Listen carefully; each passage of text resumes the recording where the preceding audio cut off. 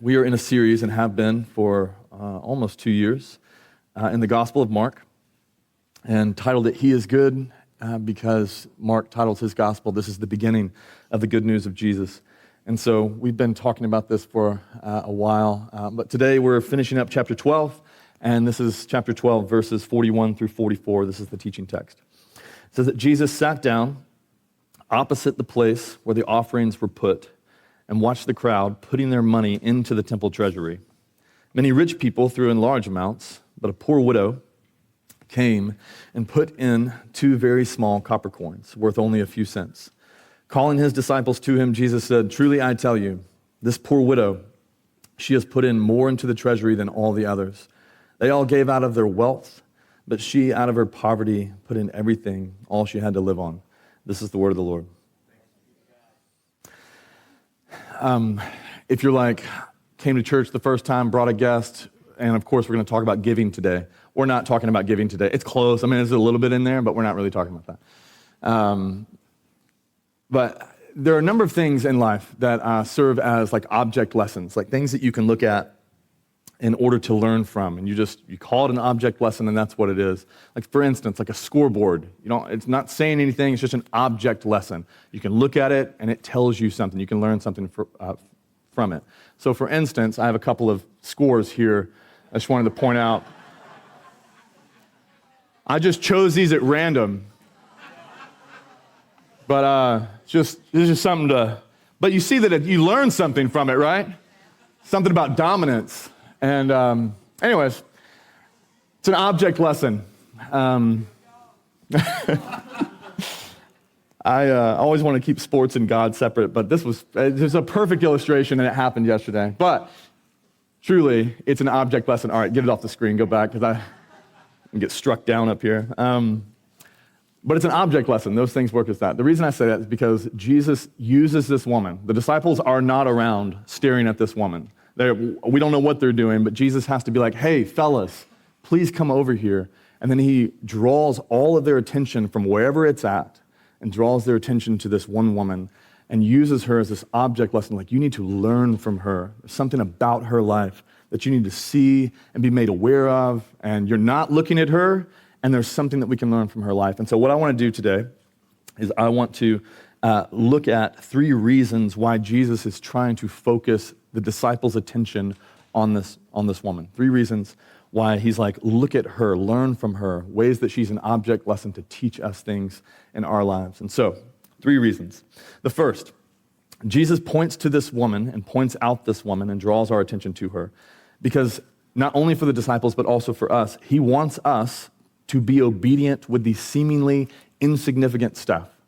He wants us to be obedient with the seemingly insignificant, the small things that you're like, what's that going to do? What's that possibly going to do? He wants us to be obedient like that, because that's what this woman does.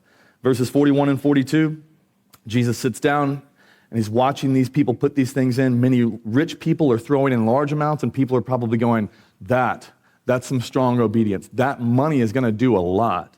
And then this poor widow came and put in 2 very small copper coins worth only a few cents. Actually, less than a penny today is what she's tossing into the temple treasury.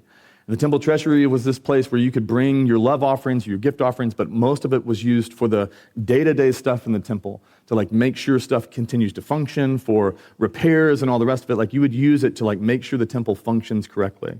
And you have to imagine that when all these large amounts are being dumped in, that everybody's going, you see that gift being given, and you're like, ooh, now we can go buy this thing. Now we can go repair that thing. And then this little lady shows up, and she drops in 2 things, and they're probably like, you should have just kept it, lady. Like, there's nothing we can do with that. Those things are probably just lying all over the ground everywhere, because they're so small. So it looks like it's this insignificant thing. Mark Strauss in his commentary says this, that people would bring their offerings for the temple, put them in these 13 trumpet-shaped boxes, and the widow placed in the box 2 copper coins called lepta, the smallest coins in circulation in Palestine. Their value was only a few cents, again, less than a penny today. 2 lepta could almost purchase a handful of flour, almost. So the idea is like, this can't do a lot. I think we have an image of what the lepta actually looked like. And so I think even in diameter, they're less than a centimeter across. They're very, very small. But the point that Mark Strauss is making is these can't do a lot. They can't even buy a full, a one singular meal. There's just not a lot that you can do with these things. And again, I think people watching this happen, and maybe even the woman herself, might have thought, this isn't going to accomplish much in the realm of the temple and what needs to be done. This is probably not going to do that much. But she chooses to give it anyways, even though it's insignificant, even though it might not do a lot. She still chooses to give it anyways because she's like, I'm just going to be obedient. I'm called to give. I'm called to bring offerings to God. And so I'm going to do that thing, regardless of what they're going to be able to do with this in the long run. I'm not going to give based on how significant my gift is. I'm going to give based on the fact that he calls me to do that. And so she gives with the things that are seemingly very, very insignificant. And to me, I think Jesus points to this because he wants us to actually think about that as well. He wants us to be people who give to him, give him obedience, or give to him, financially or sacrificially. He wants us to be people who offer our obedience to him even when it seems like it's insignificant, like it's not going to do a lot. And I think what can happen many times is we walk into these spaces with God where it's like, I know you're asking me to do this. I just don't think it's going to do anything. What is forgiving that person who harmed me or hurt me or whatever? What is forgiving them really going to do? What is prayer really going to do? You want me to stop and pray? What is that actually going to accomplish? What is reading my Bible actually going to do? It's just reading words off a page. What are those things actually going to do? And many times, because it seems insignificant, it actually leads us into a space of disobedience because it's I'd do it if it would do something, but it's just too small. It just looks like it's not going to do a lot. And so for us, we have that problem. It leads us to disobedience many times. And then also the reason it's an issue is because there are insignificant things all throughout the scriptures that God calls his people to do that are actually, that's fun. Leaf blower up there, no big deal. But there are insignificant things that happen that God calls people to do in the scriptures. And through those really small, insignificant things, it's what is that going to do? He does these incredibly powerful things. And you see this all throughout the scriptures. And so Jesus is drawing our attention to these things to go, don't let the insignificance of whatever it looks like lead you to disobedience. Also remember, I do powerful things through weak things. I do incredible things with the insignificant stuff. And so all throughout the scriptures you see Moses, God tells him, raise your hands, take your staff, raise your hands over the Red Sea, just do that thing. And he had to be thinking that. If the Israelites are watching him do that, are probably what's that going to do? How insignificant is this? And then all of a sudden from that little bitty insignificant obedience, the seas are split in two and they walk through and the people of Israel are delivered. This happens with Joshua. How are we going to take Jericho down? How are we going to win this battle? It's I need you to walk around the city. Do it once every day for 6 days, and on the seventh day, walk around it 7 times. And it's what is that going to do? We actually need to fight. We should be trying to tear these walls down. And he's honestly, if you just do the insignificant thing, I'll tear the walls down for you. And so he does that. And then you see it with Samuel. He tells Samuel the prophet, go to Bethlehem and anoint this shepherd boy that his dad forgot he even existed, but he's with the sheep. He'll bring him. Go anoint that kid as king over Israel. And it's what's he going to do? And then David turns out to be the best king that Israel's ever seen until Jesus. And so you see these things taking place where all throughout the scriptures, God uses very, very insignificant things in order to do incredibly powerful things. Jesus does this as well. He does it with the water being turned into wine. That miracle, if you remember, it began with, they're hey, what should we do? And he's you should take some cisterns, fill them up with water, and that will lead to an incredible miracle. That will be the thing that actually does it. But it begins with somebody just being obedient with a really small thing. Just go pour water into that particular thing. He does this with the feeding of the 5,000. Just grab some fish, grab some bread, tell everybody to sit down, and then just pass it out to them. Really insignificant stuff, but what's that going to do? And it's it's going to lead to one of the most incredible miracles you've ever seen. And so on and on, you could just walk through the scriptures and go, when does God flex his arm and do the powerful stuff? Is it through these huge acts of obedience? And it's honestly, no. He does a lot more powerful things through things that seem very, very insignificant. And to us, because it seems insignificant, what is that actually going to do? It leads us to go, I'm not going to do that, which then hinders what he actually wants to do because he loves to work through weak things in order to do powerful things. And so what God is doing and what Jesus is doing in this passage is just seeking. Please focus your attention on this woman who everybody is looking at that and going, just keep it, lady. Like that's gonna do nothing in the long run. And he's like, I need you to see this. She's faithful and she's obedient, even in the midst. That's my time, folks. We gotta go. What is happening? Are y'all able to pay attention? Okay. Because I'm not even listening to myself at this point. I'm just waiting for the next thing to happen. Oh, that's so good. All right. Somewhere in here, hold that in your mind, okay? It is important. He does powerful things through insignificant things. I don't want us to be disobedient, and I don't want us to miss out because, honestly, I don't know what that's going to do. I know you're calling me to do that. I just don't think it's going to do anything. You want me to forgive them. You want me to say I'm sorry. You want me to confess my sin. You want me to do that stuff. It's like, that's not going to do anything, and so I'm not going to worry about it. It's like he is trying to work powerfully through insignificant things.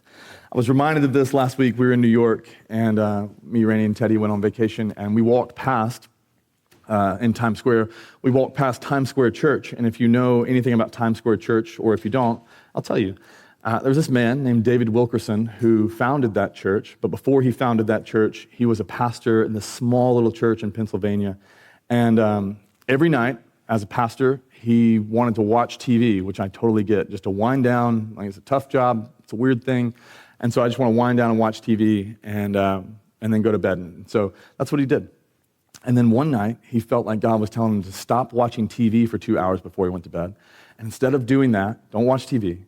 Just pray for 2 hours. Just spend that time just spend it with me. Don't veg out and kind of numb yourself. Just spend that time with me. And so he's like, okay, I'll do that. And then what happened is as he did that, he was praying to the Lord one day and he was looking at Life magazine as he was praying. And, or maybe he was just vegging out and honestly, prayer is boring, so I'm going to read Life magazine. I have no idea. But Life magazine, he sees it and he sees this image here. Of these gang members that were being at a murder trial for murder. And as he's praying, and he's praying for these, he feels the need to pray for these boys. He feels the need to do all that stuff. And then he just hears God say, go to New York and help those boys. Go to New York and help those boys. And so, he doesn't know anything. He's not a pastor in New York, whatever, but he goes to New York. He ends up helping these boys a ton, starts this street ministry that he's preaching to the gangs, and he's preaching to people who are high on drugs and things like that. And he starts this ministry that ends up saving the lives and saving the souls of so many of these gang members. One of them was Nicky Cruz that began his own ministry and doing this incredible thing. And then in 1987, he starts this church in Times Square, and he says in his reports, Times Square at that point was it's not what it is today. Nobody was hosting stuff there, bring your kids. You weren't doing that in Times Square then. And he felt like God was telling him, you should be here planting a church. You should start a church in Times Square, and it's still there today. And so it's an incredible story. It's told in this book called The Cross and the Switchblade, and so you should read it. It's a great story. But what's interesting to me is it began with turn the TV off. That was it. God, how can I serve you today? And it's could you turn the TV off and just talk to me for a minute? And it's okay. And so this very small, insignificant thing led to the lives of so many people being changed and transformed, and a church that is still there today, that's still actually doing the ministry of the gospel in the city of New York, which is a very difficult place to do ministry. And it's just this beautiful testimony of what can he do? It's he likes to take insignificant stuff, just small acts of obedience, and blow your mind and do incredible things. And I've experienced this in my own life.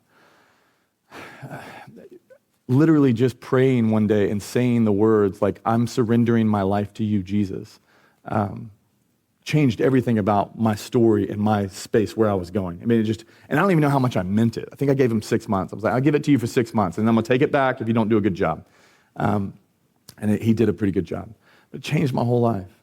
Reading the Bible every day, even when I don't want to, reading the Bible every day has been the most formative, life-giving, life-shaping, life-altering thing that I've ever done in my life. It is the most formative thing that I've ever done.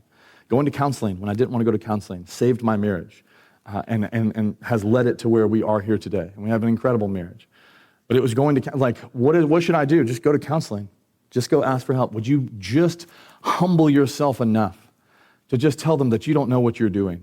And maybe she doesn't either. Will you do that? And doing that thing changed my life. Turning the other cheek and not retaliating at a difficult time in my family's journey with extended family. Doing that when I was being berated and yelled at. And I just felt, in that moment, I felt God saying, like, just take it. Just take it and then respond with kindness. Say something to bless them. And in doing that, all of the vitriol was poured out on me. And like my next words were not words that I wanted to say, but words that I felt like he was telling me to say. And I blessed that person. And it just broke their heart and melted them completely. And a relationship that had been just divided for so many years came back together. I'm just not going to respond in anger. Fasting and praying, y'all know that's changed the world around me. So just small things. And all of that stuff, and probably for David Wilkerson as well, you probably experience those small things and go like, what is this going to do? And the truth is like it all feels like that, but you don't experience what it can do until you actually do that thing.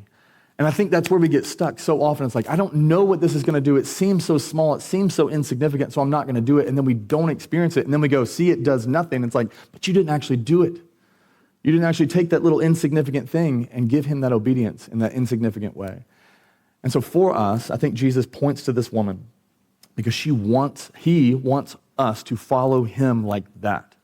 To like look at the things and it's going, look, I don't know, this seems so small, but I'll do it anyways because you told me to do it. He wants us to follow him like that, to give him that obedience so that he can work powerfully through the insignificant, okay? During that point, which is my longest point, during that point, 50 things went wrong in the room. Did y'all hear that? We good? You got it? Okay. All right, perfect, thank you. All right, number 2. Jesus points to this woman and points her out to us because he wants us to be obedient and to follow him even when it costs us. Even when it costs us something, even when it's a sacrifice. He's like, I want you to be obedient to me, even when it hurts a bit. And it will hurt to be obedient to Jesus. And this is what this woman does. She could have kept one coin for herself. It's still a sacrifice. I just gave you half of my possessions. And she didn't. She gave both those things. She was obedient to God and gave even when it came at a great cost to her. Verse 44 says this, that they all gave out of their wealth, Jesus says, but she, out of her poverty, she put in everything, all she had to live on. And the words don't do it justice. It's like she literally is giving up her life to God. One of the commentators says this. He says, the final Greek words of the chapter might be paraphrased, she laid down her whole life. In doing this, she was obedient to God even when it was like, this might kill me. This literally might, and we don't actually know that it did. I doubt that it did, but like, this might kill me, and I'm going to give it to you anyways.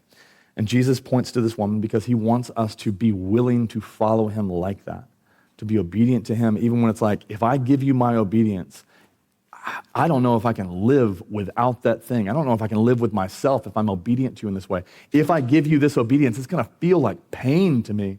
It's going to feel like it's going to kill me. If I forgive that person, it feels like it's killing me. I don't know that I can do that. To say that I'm sorry, they need to say they're sorry. That's going to feel like it's killing me. And he's like, I need you to follow me like that. I need you to be willing to follow me, even when it comes at great cost to yourself. C.S. Lewis, talking about the actual act of giving generously or charitably, he says that giving in a way that feels like a sacrifice is the only way to know that you're actually giving correctly.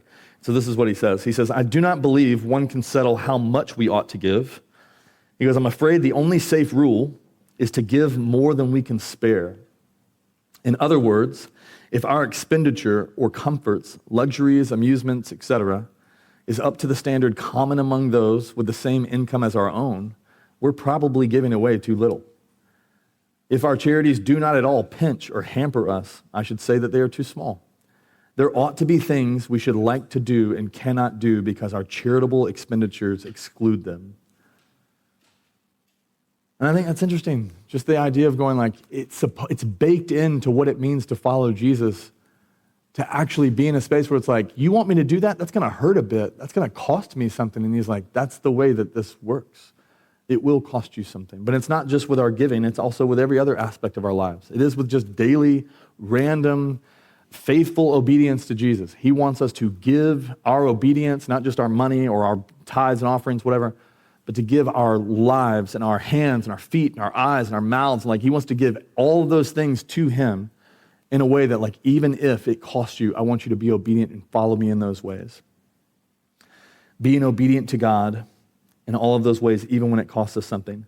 And the reason he wants that is because if you choose to stop obedience when it gets hard, or you choose to stop obedience when it costs you something, you'll never actually be obedient to what he's wanting you to do. You're never actually going to follow him anywhere, because I believe every aspect of him asking you to follow him, he's like, lay down your life and then come and follow me. You won't actually follow him anywhere if you're unwilling to follow him when it costs you something. If you're unwilling to follow him when it's a sacrifice, you won't actually be obedient to Jesus. You won't forgive, because to forgive is someone did you wrong and a cost needs to be paid. They need to do something to pay off the cost. They did something wrong, a cost needs to be paid. To forgive that debt is to take on that cost yourself. And so I'm letting them off the hook, and I guess I'm just going to have to live with what they did with me. And I'm called to forgive them, but the cost falls on you, it doesn't fall on them.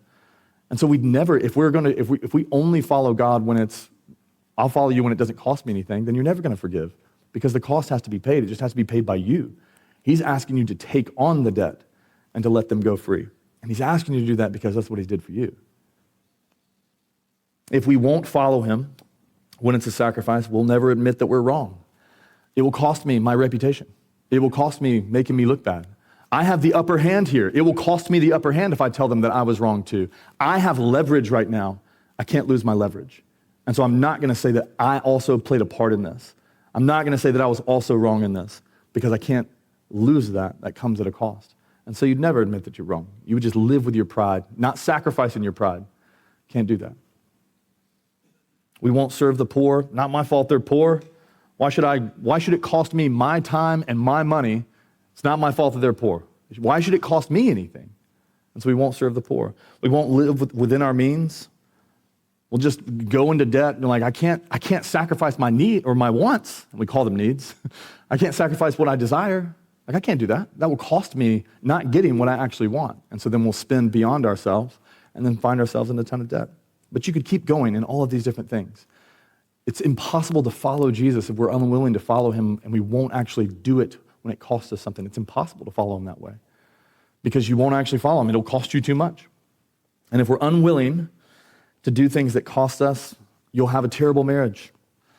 You're like, I'm unwilling to do something that costs me. Then your marriage is going to suffer. It's going to be really bad. I know, Rainey and me, I know in any argument that we're in, I can win. I know I can win. Because when we got the fight or flight, when that was divvied out, she got flight and I got fight. I'm ready to throw down, not literally, but bring it. I'm ready to, and I know all I have to do, I just need to get a little louder. I need to get a little bigger. I need to plant my feet and make sure that she knows that she is not I'm going to get my way. I know I can win every argument. I can get my way in every argument because she has flight and I have fight. And if I choose to live into that and press into that and not sacrifice and not do something that costs me, if I choose to I could win or I can have the conversation, if I choose to press into that, I can get everything that I want and not sacrifice, but I will lose my relationship with her. It will just die. It'll kill it. It'll crush it. It'll crush her. I'll get everything I want, not sacrificing. Not gonna take on any cost, but I'll lose her in the process. You'll have a terrible marriage if you're unwilling to sacrifice. Be terrible parents. If when Teddy was born 10 years ago, if I was I still want to live like I'm in my 20s, he just need to join my life. Just join into my life, do my thing. I'm going to keep going, doing all the stuff that I want to do. You need me to read to you? Come on, dude, read to yourself. It's fine. You'll be fine. I have stuff, I have goals and plans and desires. I have a dream and a vision for my life. You can try and get into my thing, but I'm not changing anything to help you grow up and develop. I'm not going to do that. You can jump into my thing, but I'm not coming down to your level and trying to help you in any way. If I did that, I would have everything that I want in some ways. I would have all these different things. I'm this is great. I just live. I got a kid. It's great. But I kind of do my own thing. And then he would suffer for that, from neglect, and then she'd probably divorce me because I'm a terrible father. That's just the truth. I'd be a terrible parent if I didn't do things that cost us, because raising kids is a sacrifice the entire time. And you're doing that so that the other person can flourish. And that's what Jesus is trying to get us to do, is y'all think, we all do, Jesus is like, you all think I'm asking you to sacrifice. I'm asking you to do things that cost you. And you think if you do it, it will kill you. But actually, it's killing you not doing it. And if I'm trying to save you from yourself, I'm trying to get you into this space where you don't get everything that you want and lose the things that are the most valuable. And so when he's asking us to do that, and he's pointing to this woman, and he's trying to show us, is like, she gives even when it costs her. I want you to do the same thing. I want you to live inside this space where you are just able to look at me and go, you're asking a lot of me. This is going to cost me. This is going to sacrifice. But I'm going to do it anyways. That's what he's trying to get us to do. I've used this image before, but we were at the City Museum. Go to the next slide. And Teddy got stuck, and we were there for we've been there for 3 seconds. It was and then immediate tears. This is parenting. I snapped a photo because it was just the perfect illustration and moment, and then I helped him, but photo first. But what's going on is he climbed up into this thing and got stuck. And to his left is an exit, and to his right is an exit. He just is terrified and got too scared to go left or right. And so he keeps trying to do his thing. He's like, I think this bar can come loose. I think this is the way we can do it. And I was talking to him, trying to calm him down or whatever, and Rainey was too, and we were trying to calm him down. He just wasn't having it. Strong will, hard head, gets those both from me, some from Rain. But just would not do it. And hated where he was. I hate that I'm stuck here. I hate that I'm trapped in some playground prison. I hate this. And it was just but he loved that and chose that for a long time. He loved the prison more than he was willing to actually sacrifice what he wanted to do and do what I wanted him to do. And so he stayed stuck a lot longer. And he stayed trapped a lot longer, and he cried a lot more. And it was looking at him, trying to explain, if you will just drop doing things your way, if you will just sacrifice your way and do things my way or your mom's way, what we're telling you to do, we are not trying to hurt you. We're not trying to get you more stuck. This isn't a ploy to get rid of you as our child. We are actually trying to help you. If you will just sacrifice doing things your way and go left or go right, you will be free. It's not hard, but it was this sacrifice to him, to do things his own way or to set it down and to do things our way. And I think there's so much truth. Snapping that fall is this is all of us. Jesus is going, I'm not trying to hurt you. I'm trying to set you free. I did not give my life to imprison you. I gave my life to set you free. All of my words, every command that I give you, every demand that I place on you, even if it costs you to sacrifice, it is not a sacrifice unto death. I died so that you can live. And so it is a sacrifice, but it will lead you into more and more life. It will cost you something minor, but lead you into something much greater. And so for us, he points to this woman and he's like, she is doing something that I want everybody to do. I want people to look at me and be obedient even when it costs them something, because he knows, he's like, I know that if you will do that, you will actually lose a handful of things that are lesser, and you will lose those things, but you will actually find greater riches on the other side. And so he calls us to look at this woman because he wants us to actually give our obedience and give even when it costs us something. And then the third, he points to this woman because he wants us to trust him like she does. This woman has a significant trust in God, and he wants us to trust him like she does. This woman literally entrusts God with her whole life. I do not know where my next meal is coming from, but I know the God that called me to give is the same God who will then, if he calls me to give, then he's the same God that's going to protect me and provide for me in the midst of my nothing. And so if he's asking me to do something, he's good enough to ask, and then he's good enough to actually prepare something for me as well. She trusts God even when her future is uncertain. I don't know what's going to happen, but I'm going to trust him anyways. She trusts God when it doesn't make any sense. And Jesus points to her because he's like, I want y'all to trust me like that. And he's pointing to the disciples and going, look at this woman. Y'all are about to enter into a time in just a few days, and in Mark's telling, where Jesus is going to be crucified, and they're just going to be like, the future is incredibly uncertain. And he's pointing to this woman. And then you're going to be excited when I come back from the dead, and you're going to be a little freaked out and all this stuff. And then you're going to go into this space, into Jerusalem and all these things. And like, you're going to be completely uncertain. Like, you're supposed to share a message that's going to transform people's lives. And you're going to be sitting there going like, what are we going to do? You're going to walk with me in spaces that are uncertain, where the future's uncertain, where you don't know. None of this makes any sense. And I want you to see her trusting God, trusting my Father. Look at her trusting me even when the future is uncertain. And I want you to learn from that. And so he points to her because he wants us to trust in him like that. I heard this incredible story recently of a man named Charles Blondin. He was a tightrope walker in the 19th century. And in 1859, he became the first person to walk across the Niagara on a tightrope like 1,300 feet long. And so one article says this. I think we have a photo. Go to the first photo of this. Yeah, there he is. That's him in the middle of the Niagara. But one of the articles said this. He said 25,000 people showed up for this stunt, and most bet that he was doomed to plunge 200 feet to his watery death below. He set out from the American side shortly before 5 p.m., and when Blondin was a third of the way across, he sat down on a cable, signaled for the famous Maid of the Mist to anchor beneath him, and then he let down a rope to the ship and hoisted up a bottle of wine and a table in order to enjoy a glass before getting up and going the rest of the way across the falls. And then we have that photo there. And so he did this a lot. It wasn't just this, like he took a wheelbarrow across one time, and like I think he actually took a stove out there and made an omelet one time, and he did backflips. He was really good at it. He did this a ton. And at one of the performances, he was always trying to up it. He was always trying to go a little further, a little further, a little further. And so one time he asked anybody in the audience, like, hey, do you think I can make it across? Yes. And he's like, okay, I'd love to carry one of you across. Does anybody want to go? No. And so no one wanted to go across with him. And so he was like, all right. He looks to his manager. His name is Harry Coleton. He looks to his manager. He's like, Harry, you're up. And so Harry has to get on his back, and they're going to go across the Niagara with Harry on his back. And he says this, which I thought was just an incredible quote. Blondin says this to his manager before they went across. He says, don't look down. Look up, Harry. You are no longer Harry Colcord. You are Charles Blondin.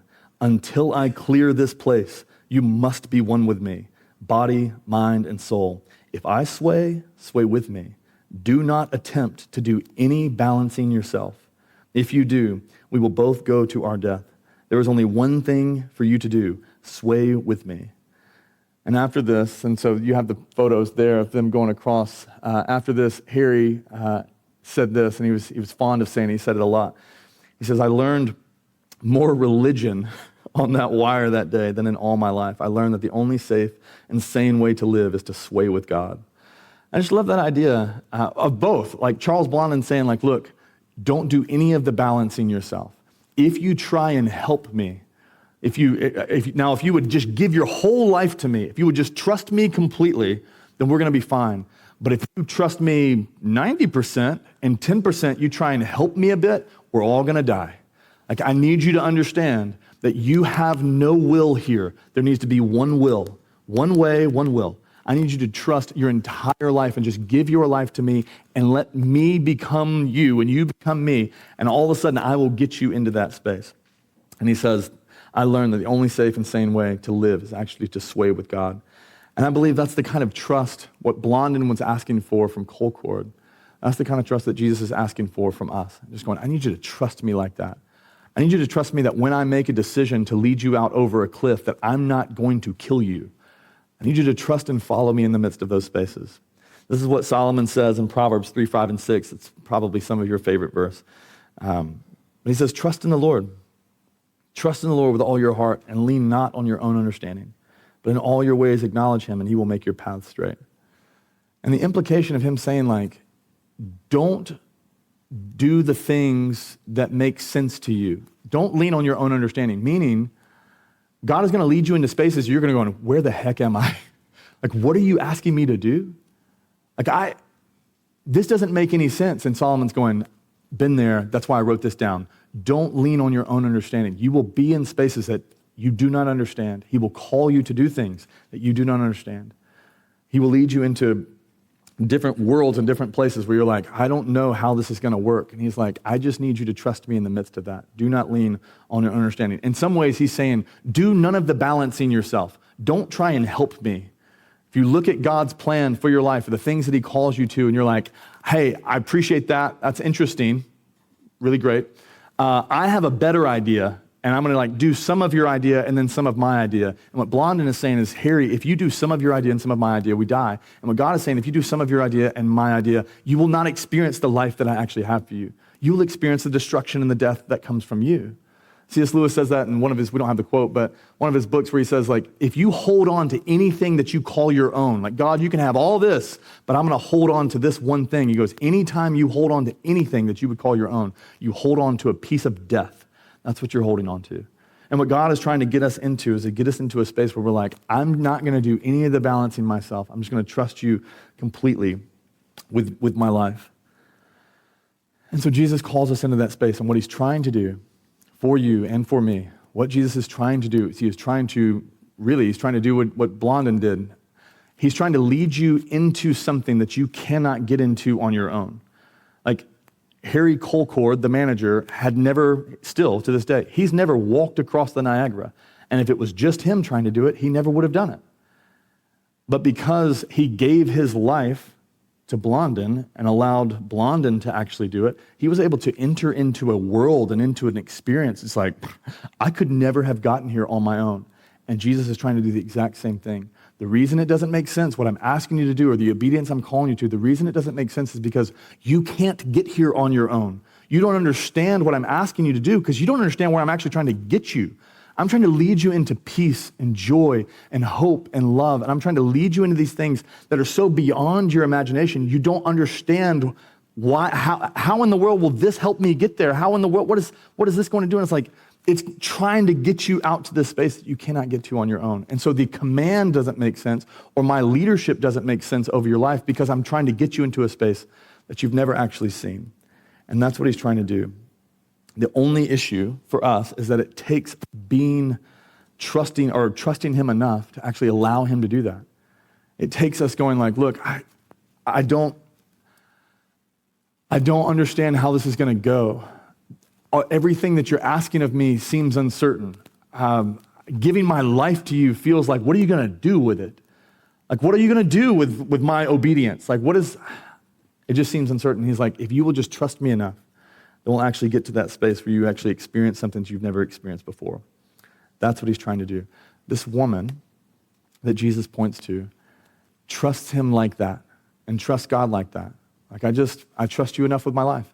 Whatever you choose to do, I know it's better than what I could do.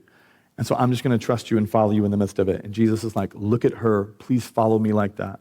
I want to lead you into spaces that you cannot get to on your own. And so when it doesn't make sense, do none of the balancing yourself. Just let me get you there. So a couple of questions by way of application, and then we'll go. God wants us to be obedient, even with the seemingly insignificant stuff. And so for you, next slide. There we go. For you, where is Jesus calling you to follow him? But you ask the question, what difference will it actually make? He wants you to be obedient with the things that seem insignificant. And so where is he actually asking you to go I need you to follow me in this? But to you, you're going, is it really going to do anything? Is it actually going to change anything? I know what the scriptures say, but is it actually going to make a big difference? Because it feels like a big change. But is it actually going to do something big in my life? He wants you to follow him with the things that you go, I don't think that's going to make a difference. And so I don't know what that is for you. And there's probably a billion things, but it could be just offering somebody forgiveness. It could be actually believing in Jesus and giving your life to him and going man, I've been in church for a while, but that surrendering thing, I need control. And so I don't know what that is. But anything that you look at and go, I just don't think it's going to change that much, those are the things that he likes to work through to do really, really powerful things. Second, God wants us to be obedient even when it comes at a cost. And so what is God calling you to give even though it costs you? Even though it will feel like I can't live without it? What are your two mights? The things that you're going, if I give my obedience to him in that way, it will feel like it's going to kill me. What is he asking you and calling you to give even though it will cost you? And then third, he wants us to trust him even when it doesn't make sense. And so where is he calling you to sway with him, to move with him? I'm going this way, and I know it feels like we're going to fall, but just sway with me. I know it feels precarious and it feels like this is insecure and I don't actually know. And he's like, I just need you to move with me. I will not drop you. I am leading you into a space that you cannot get to on your own. Just move in my direction. Lean on him and his understanding. Don't lean on your own. Where is he calling you to just trust him even when it doesn't make sense? My encouragement to you is to actually do that, to trust him, to do all those things, to give him the insignificant stuff even when it feels like it's going to do nothing, to give him your obedience even when it's going to cost you, and then to trust him even when it doesn't make sense, because he has proven that he is faithful. He has proven that he loves you. He has proven to you that he will do anything for you, even the cost of himself. He's the one, like this woman gave, 2 of her pennies at the cost that it might kill her. He's like, I actually did lay down my life for you. I laid down my entire life for you to actually take care of you. I was the one that gave at great cost, even though it was going to cost the greatest thing. It was going to cost me my entire life. And so he has proven to you, I am willing and ready to take care of you, to provide for you. I will do things for you that you don't even know that you need, but I have shown you I am willing to do everything possible, even lay down my life, in order to actually lead you into a space that's better than where you currently are. And so we can trust him with the insignificant and the things that cost us and the things that make no sense, because he has proven he is trustworthy.